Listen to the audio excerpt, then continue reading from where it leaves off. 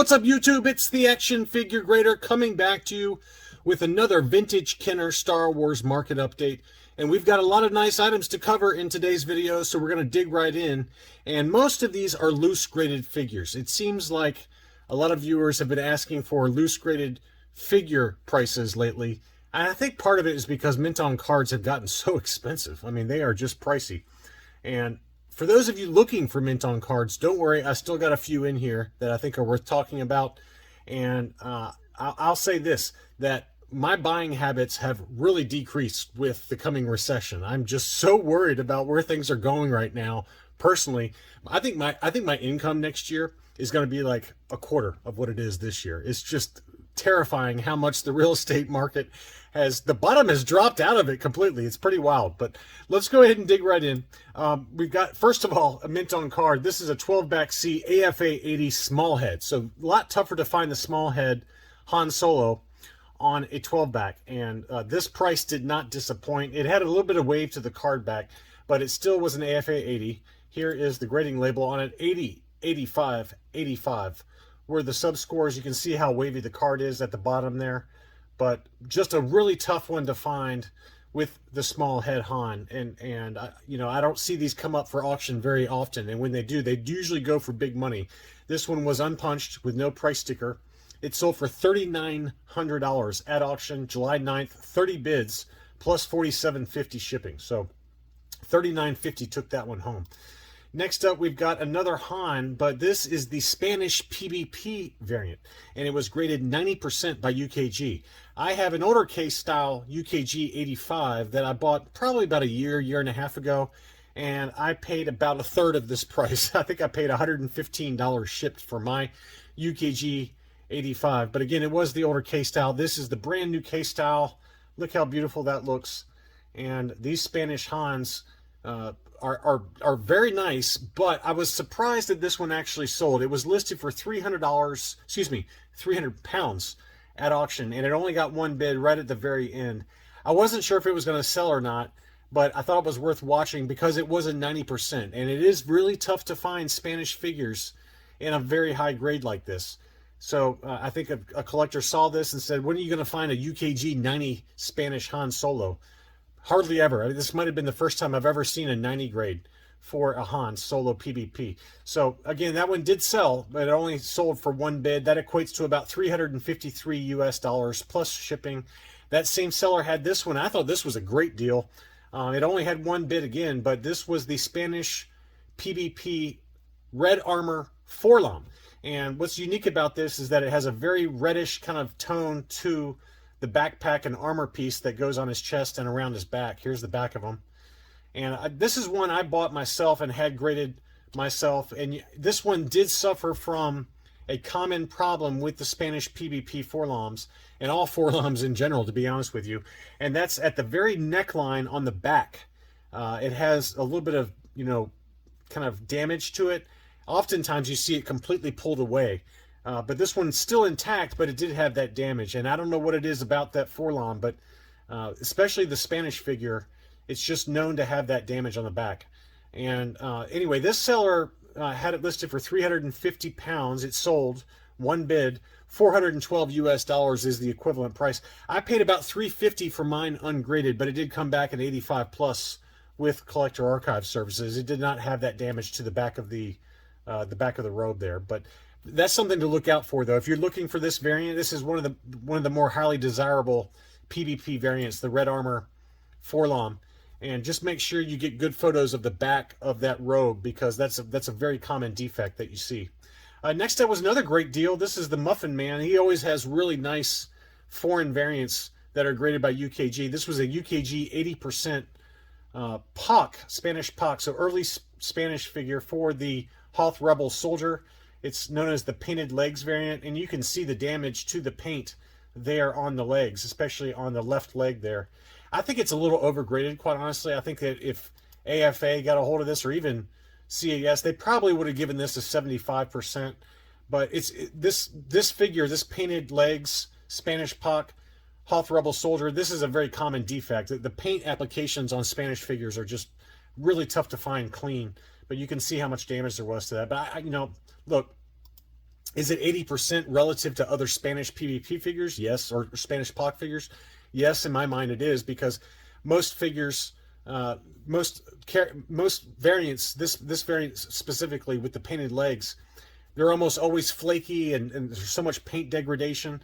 So I think personally, yes, it's probably an 80% relative to other Spanish POC Hoth Rebel soldiers. But if you're looking at it just as a figure by itself, not accounting for the fact that it's a PvP variant, I don't know how you would give this an 80%. This is more like a 75 at best, but whatever. It was a great deal. It sold for 62 pounds and change, which equates to about 73 US dollars and change plus shipping.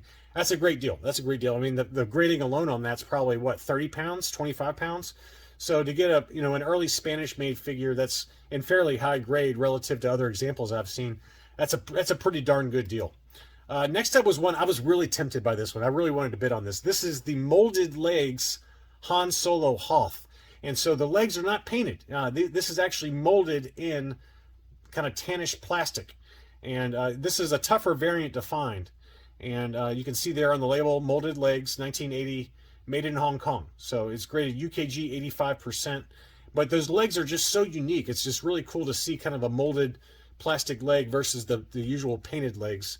And there's so many different color variations for the painted legs version. But this one sold for 183 US dollars or 156 pounds. I think that was a great deal. I would have paid that all day long. I was super tempted by that. I was watching it as the auction was ending, and I held my hand in check. I kept my hand off of my cell phone. I did not bid on it, but that was just a beautiful figure. And this is one that you do not see come up regularly. The buy it nows on these are usually 300 to 350 in similar grade, 80 to 85. So to get that one for 183 US was a pretty good deal.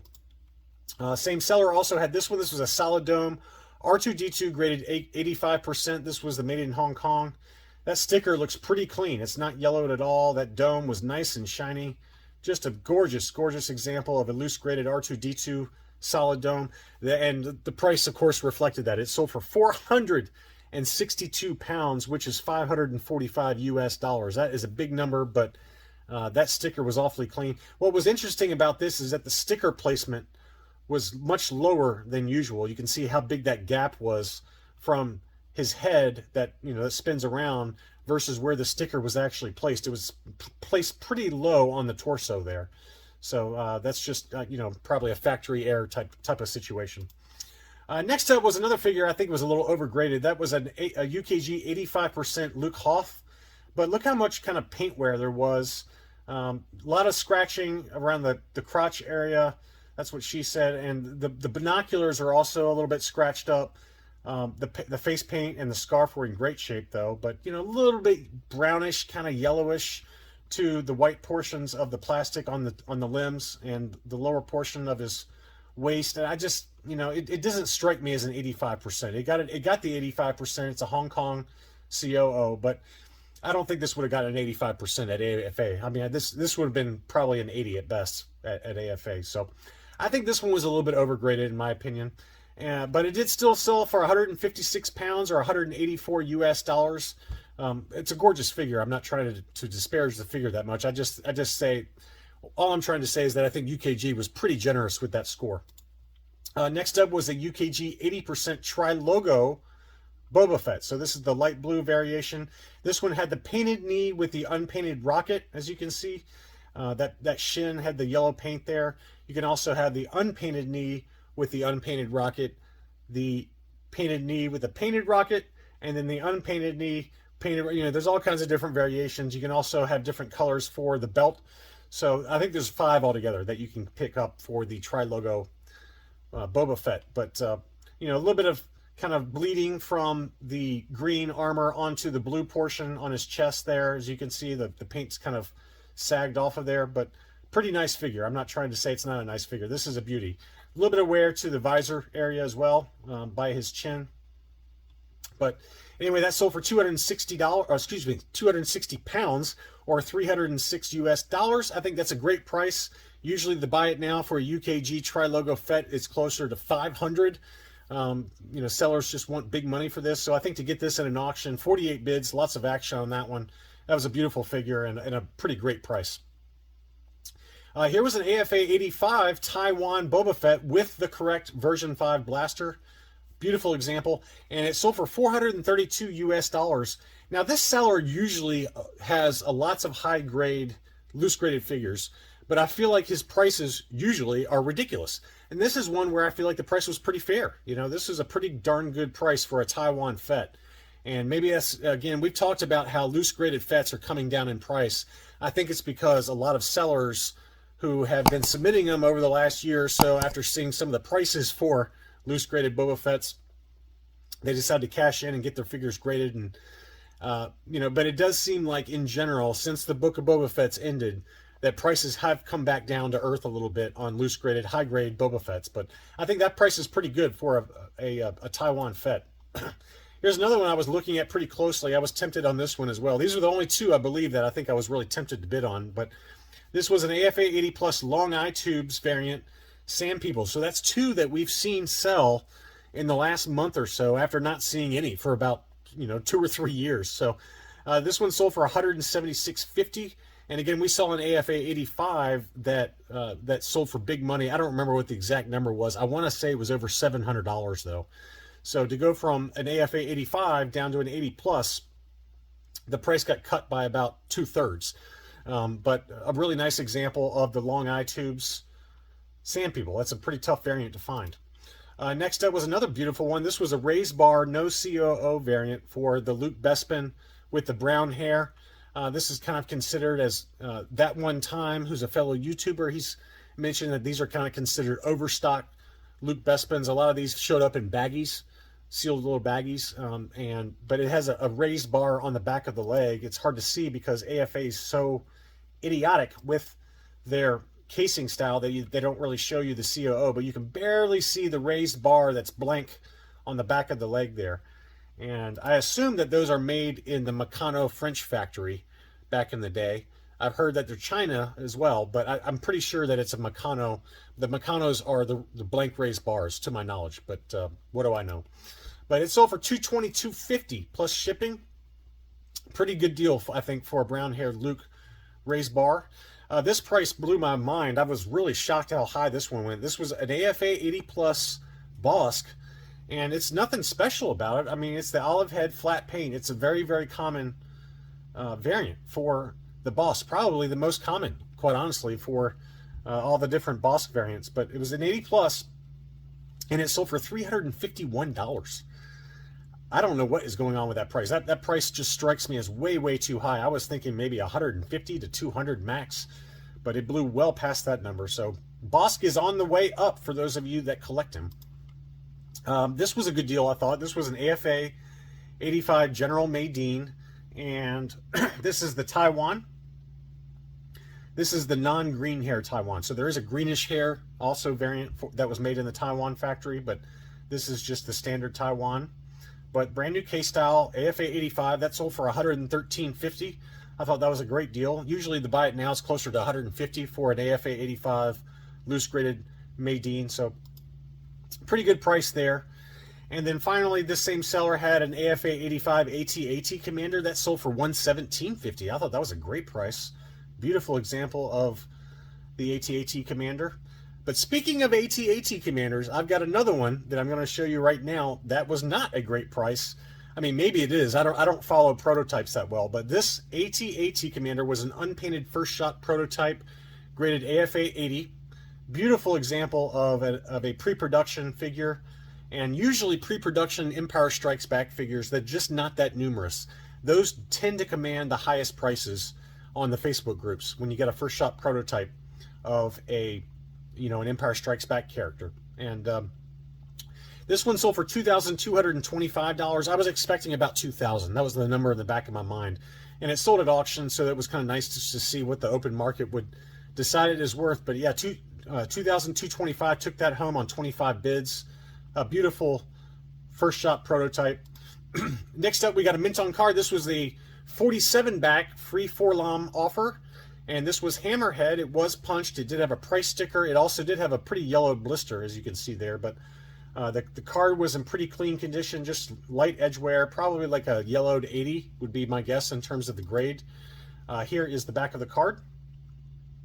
I really like the 4-lime offers. They just look really nice. So that one sold for $462. $462. That seems like a big number for a yellow blister Hammerhead, but that's what the market dictated, and it was free shipping. 21 bids. That closed on July 17th. Here's another one that Chris W. from Rogue 5 Toys and I were looking really closely at to see where it would sell. I was expecting $1,000. I told Chris, I was like, it's going to be $1,000 or more. And that's the Lily Letty Princess Leia. You do not get these very often come up at auction.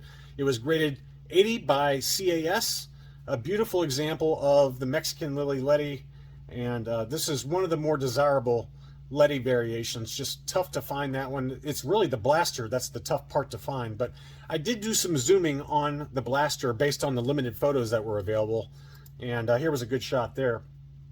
And I think it's the correct blaster. I mean, I checked it against the Imperial gunnery, and it seemed to match up very, very nicely with all the EPM marks and things like that, based on the guide that the Imperial gunnery provides.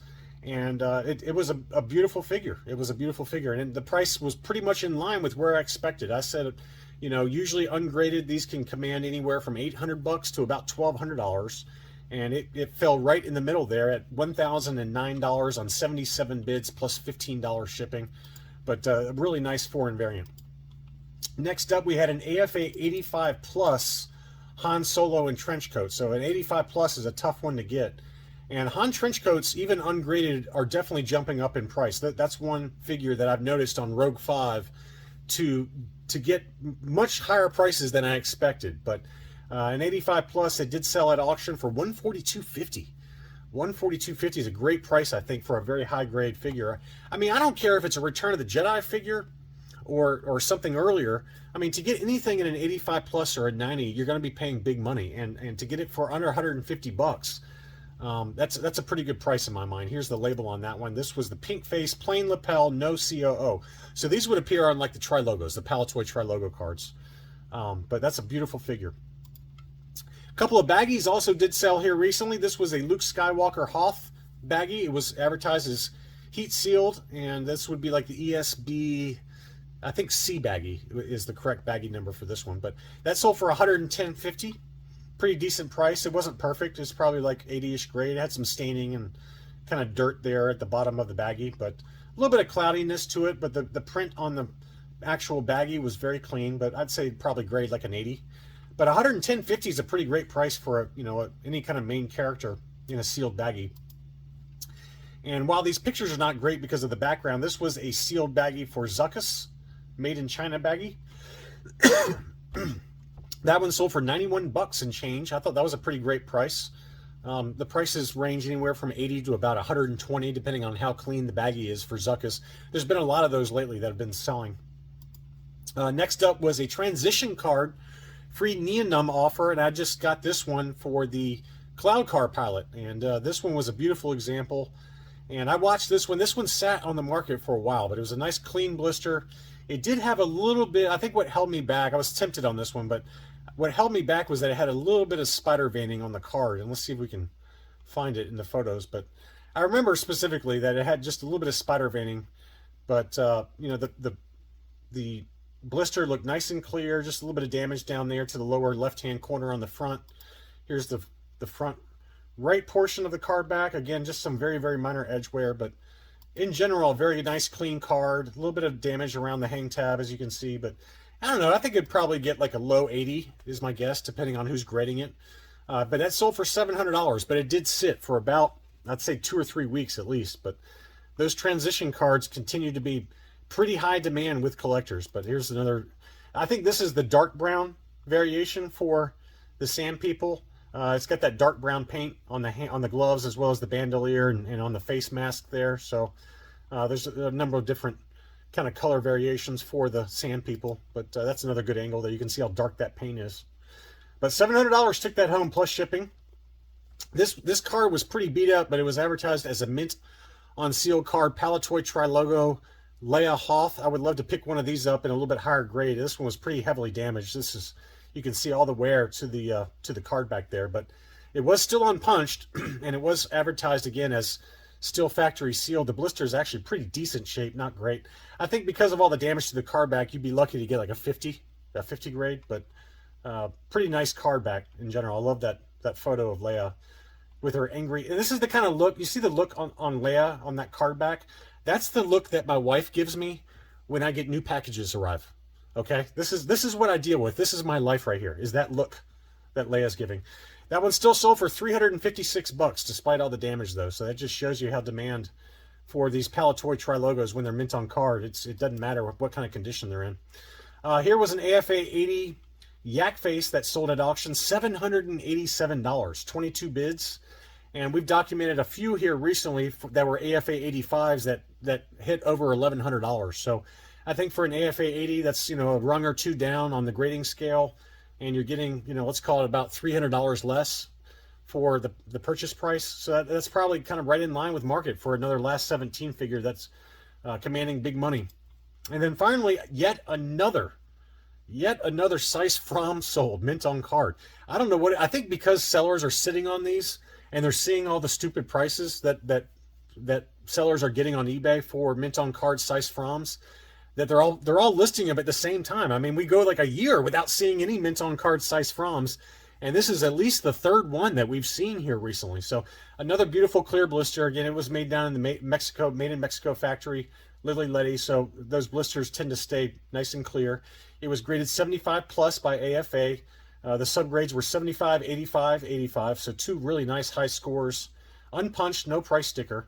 That one sold for 1,652 Canadian dollars or $1,255 US. That's a little lower than what we've seen. I think we saw an AFA 70 that got about the same price. So to get a 75 plus, which is about 2 rungs higher on the grading scale for a mint on card Size Fromm, whoever got this one, I think got a great deal relative to some of the past examples that we saw sell recently. And there's another one for sale at Hakes. So we'll document that one at the end of the month when the Hakes auctions ends. Anyway, that's all I really had for this video. You'll have to excuse my dry voice. I've been on the phone nonstop with work stuff, and my voice reflects that. Thanks again, and I'll be back soon.